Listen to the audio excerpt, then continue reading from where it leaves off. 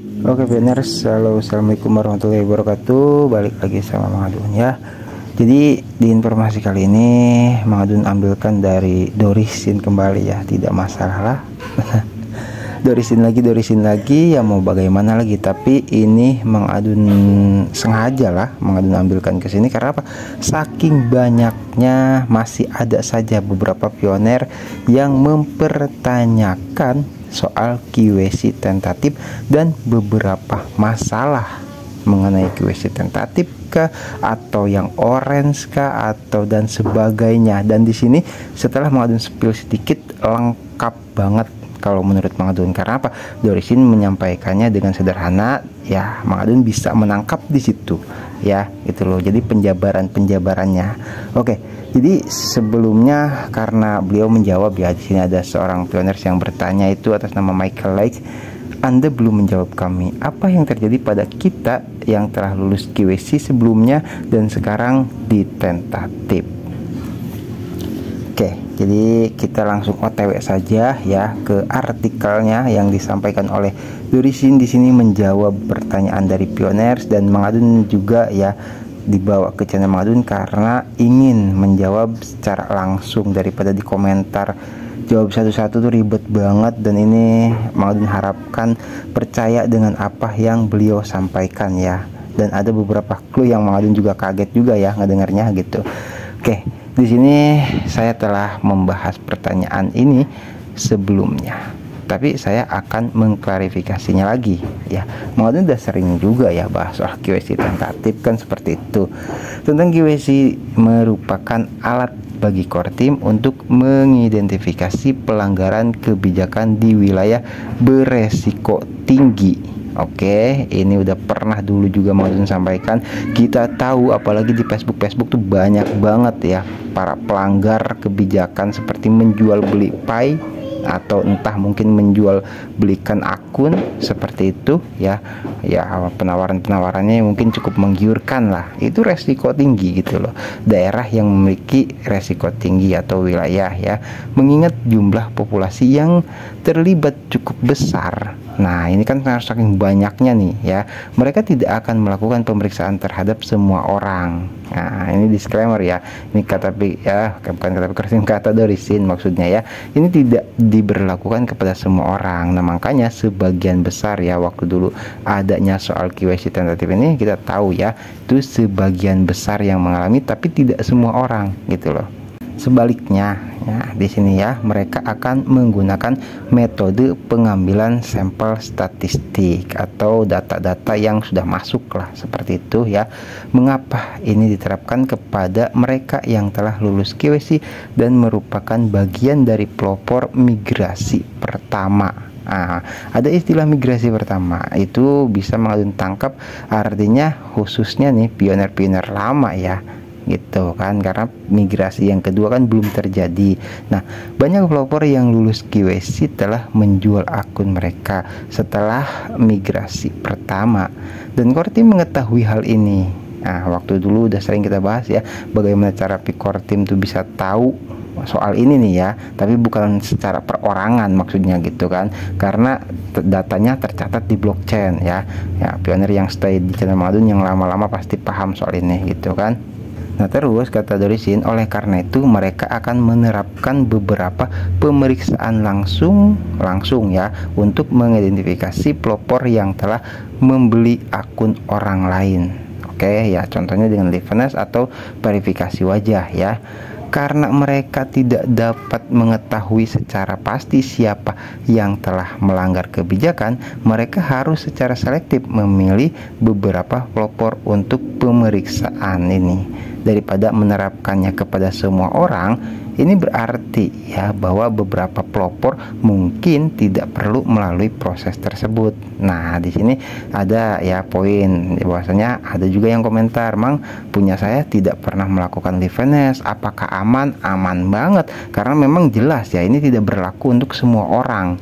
Di sini ya poinnya. Nah, terus kita lanjutkan. Atau beberapa mungkin berubah menjadi orange dan kemudian hijau dengan sendirinya. Nah, itu juga ke Mang Adun juga terjadi, dan beberapa banyak pioners ya. Yang orange terus hijau dengan sendirinya bahkan tanpa diapa-apakan. Oke, ya ini. Nah, yang lain mungkin mengalami beberapa kejadian ditandai sebagai orange. Nah, bagi yang statusnya orange ya, apakah itu sistem dijeda waktunya? Ini jawabannya di sini ya, Mang Adun katakan lengkap, yaitu masih terbilang aman ya. Makanya Dorisin kita lanjutkan di sini mengatakan yang merupakan hal yang normal. Pendekatan ini memungkinkan mereka untuk menangani pelanggaran kebijakan secara efektif. Jika seseorang telah membeli akun dan dompet pelopor lain, mereka akan menghadapi masalah selama pemeriksaan langsung. Ya jelas, karena itu bukan hak miliknya kan gitu kan. Ya, dalam kasus di mana diduga ada kolusi, Kortim akan melakukan beberapa pemeriksaan langsung untuk mempersulit pelanggar untuk mengoordinasikan tindakan mereka.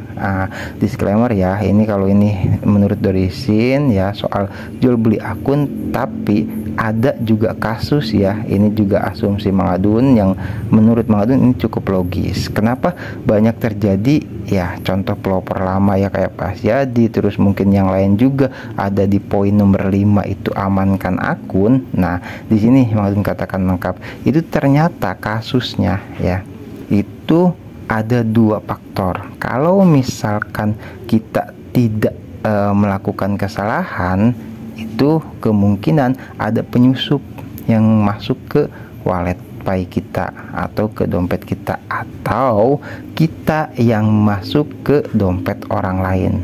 Nah, itu yang bagian amankan akun di sini dikatakan oleh Dorisin itu soal jual beli akun teridentifikasinya ya. Oke, abaikan suara toke, nggak apa-apa ya. Waktu itu sempat ada yang bilang, Mang, token jangan sampai hilang ya. Hilang kemana? Alhamdulillah ada terus ya. Kita lanjutkan ya. Itu semoga bisa dipahami nih ya. Logika ini cukup sederhana, mirip dengan pemeriksaan keamanan bandara sebelum menaiki pesawat. Nah, ini udah pernah kita bahas ya soal ini ya. Itu jika ada ancaman terhadap keselamatan penumpang, keamanan maskapai akan memberlakukan pemeriksaan yang lebih ketat. Oke, prinsip yang sama berlaku di sini. Kami berkomitmen. Nah, ini Dorisin kenapa menyebutkan diksi kami di sini ya?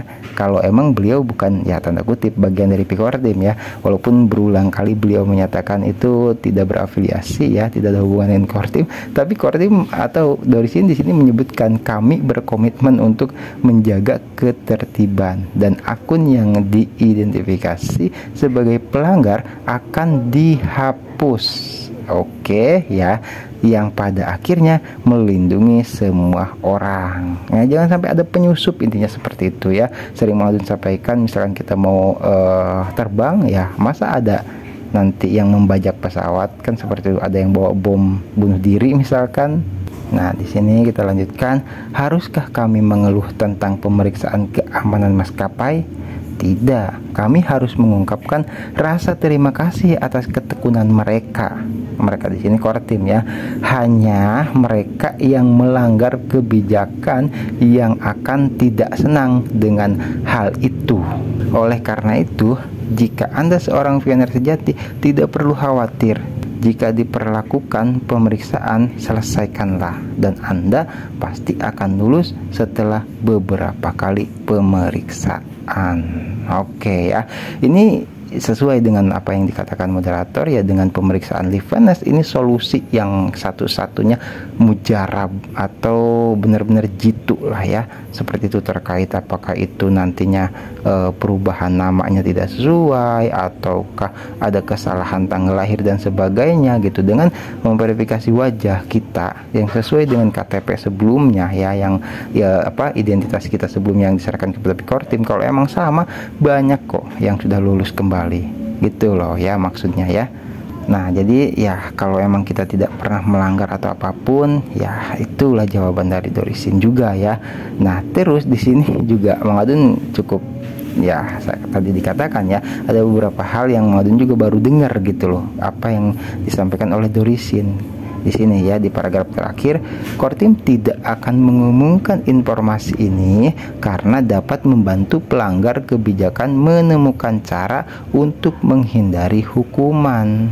Oke, saya menyadari bahwa saya tidak seharusnya mengungkapkan hal ini, tetapi terlalu banyak pelopor yang mengungkapkan kebingungan mereka tentang proses QC yang masih tentatif. Jadi seperti terpaksa Dorisin ya ngomong hal semacam ini nih, atau ngebocorin hal-hal kayak gini nih, gitu kan, karena apa, banyak banget ya. Mang Adun juga maklum lah ya gitu, karena kalau misalkan sudah update mah pasti paham apa yang harus dilakukan, kan seperti itu ya.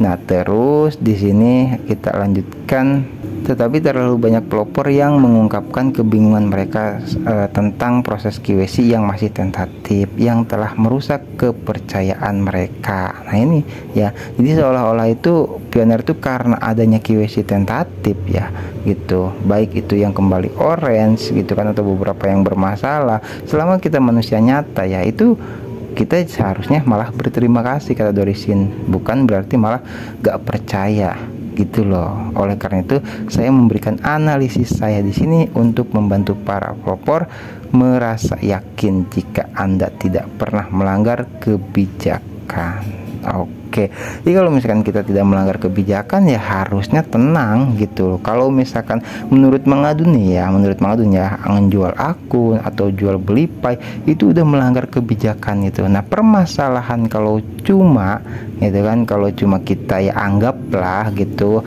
cuman sekedar kesalahan sedikit demi sedikit dari nama kah, tanggal lahir kah, atau misalkan makanya pengambilan wajahnya buram atau pencahayaannya, itu menurut Mang Adun masalah sepele. Itu kenapa tentatif seperti itu kan ya. Nah makanya diadakan liveness, verifikasi wajah, uji keaktifan itu untuk mengembalikan akun pioner gitu loh, supaya apa, untuk kita sama-sama gitu loh, jangan sampai ada penyusup yang membahayakan kita semua. Dulu Dorisin pernah mengatakan gitu, kesuksesan itu yang sebenar-benarnya itu bukan hanya kesuksesan secara kita pribadi seorang pioner yang misalkan lulus QC ya dengan tenang, bahkan ada yang nggak sampai, maksudnya ada yang sampai nggak menerima soal liveness gitu kan, aman-aman aja akunnya, bukan. Tapi kesuksesan yang sebenarnya yaitu ketika Pi Network benar-benar sukses gitu ya. Kalau misalkan kita sukses tapi Pi Networknya gagal ya habis buat apa kan, kayak gitu. Makanya ini disebut penting banget ya. Mang Adun juga menambahkan di sini. Jadi Mang Adun harap pioner bisa ya gitu loh untuk tetap tenang lah sebagai pioner sejati, apapun yang terjadi seperti itu ya. Ya semoga ya, kalau Mang Adun sih yakin sih kalau emang nggak ada masalah, nggak ada permasalahan apa-apa gitu. Banyak yang pioner yang membuktikan bahwasanya hijau kembali kah gitu kan tuh. Jadi sabar saja ya tuh. Oke, untuk video kali ini Mang Adun rasa cukup jelas, cukup simpel ya, dan beberapa tadi poinnya udah Mang Adun sampaikan, baik itu yang QC-nya orange atau bermasalah atau bagaimana, itu udah Mang Adun juga sering bahas juga. Jadi ini juga Mang Adun mengklarifikasi kembali ya, karena banyak banget ya itu pioner yang mungkin ketinggalan informasi soal QC tentatif. Mang Adun lihat yang di kolom komentar juga masih ada saja yang bertanya-tanya soal QC ya. Oke, jadi seperti itu ya pioners ya, semoga bisa dipahami. Nanti kita lanjutkan lagi di informasi Pentwork yang berikutnya. Mang Adun pamit undur diri dulu ya. Wassalamualaikum warahmatullahi wabarakatuh. Sehat selalu, lancar rezeki ya, dan berkah dalam setiap urusannya. Begitu juga dengan Pi Core Team. Thank you, bye bye.